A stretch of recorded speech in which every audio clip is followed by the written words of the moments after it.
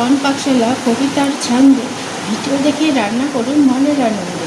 নমস্কার বন্ধুরা, শাওন পাকশালাতে সবাইকে স্বাগত জানাই। আজকে আমি বানাবো সর্ষে কাতল মাখা। তার জন্য কাতল মাছ তো লাগছেই।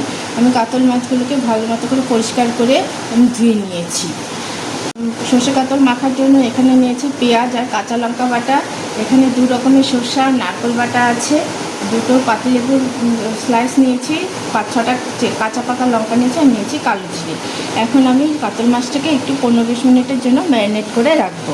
কাতল মাছটাকে ম্যারিনেট করার জন্য আমি এখানে দিয়ে দিচ্ছি গোলমরিচের গুঁড়ো পরিমাণ মতো লবণ, দিয়ে দিচ্ছি পাতিলেবুর রস। লবণ গোলমরিচের সাথে ভালো মতো করে কাতল মাছটাকে মেখে রেখে দেবো 15-20 মিনিটের জন্য। আপনাদের হাতে যদি সময় না থাকে তাহলে অন্তত 10 মিনিট রাখার চেষ্টা করবেন।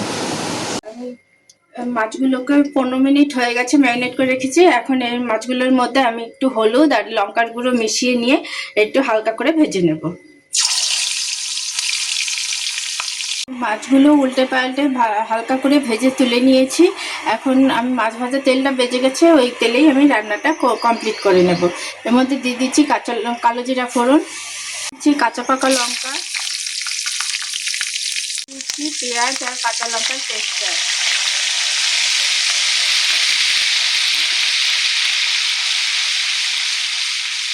মিডিয়ামে দিয়ে আমি এখন পেঁয়াজ আর কাঁচা লঙ্কাটার সাথে ভালো মতো করে কষে নেব। দিয়ে দিচ্ছি পরিমাণ মতো হলুদ,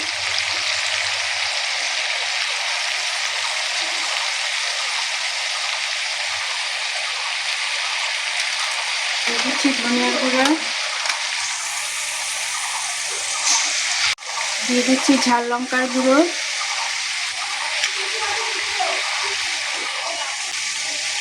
দিয়ে দিচ্ছি কাশ্মীরি লঙ্কার গুঁড়ো,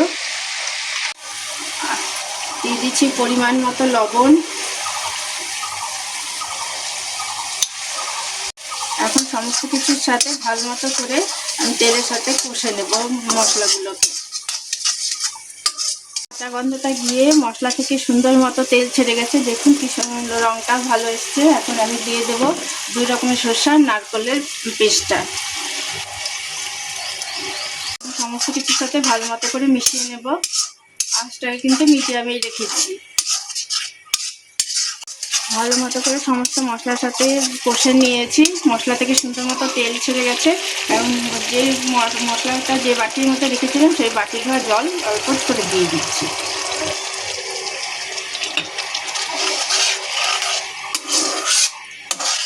গ্রেভিটা ভালো মতো ফুটে গেছে, এখন আমি এর মধ্যে ভেজে রাখা মাছগুলো দিয়ে দিচ্ছি।